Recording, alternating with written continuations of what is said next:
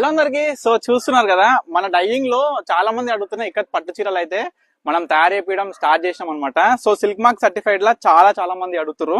Sample గా first sari తయారు చేసినాక ఏ విధంగా వస్తుందో మీ అందరికైతే చూపిస్తా. సో ఇది శారీ అనమాట, సిల్క్ మార్క్ సర్టిఫైడ్ తో వస్తుంది. చాలా బ్యూటిఫుల్ గా ఉంటుంది అనమాట. దీంట్లో మనకు వచ్చేసి different types of colour combinations తోని డిఫరెంట్ టైప్స్ ఆఫ్ డిజైన్స్ అయితే మనం తయారు చేయించినాము.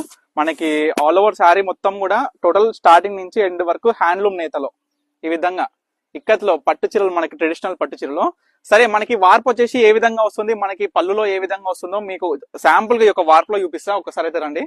మనం ఏంటంటే మొత్తం కూడా డైయింగ్, మనకి మొత్తం కూడా చేతులతో లబ్బలు చుట్టి ఏదైతే డిజైన్ మనం మేకింగ్ చేసినామో దాని తర్వాత మనం డైయింగ్ అనేది చేసి ఈ విధంగా ఆరగడతాం. ఆరగట్టడం అనేది ఏంటంటే, ఇప్పుడు డైయింగ్ చేసినాం కదా, ఇది పచ్చిగా ఉంటది కాబట్టి ఆరేంత సేపు మనకి పట్టు పోగులు అనేది ఈ విధంగా మనం అయితే చేస్తాం అనమాట. మొత్తం కూడా కలర్ డైయింగ్. ఇది చూసుకుంటే మనకి బార్డర్ చిల్కా పచ్చి వచ్చింది, మనకి పళ్ళు కూడా చిల్కా పచ్చి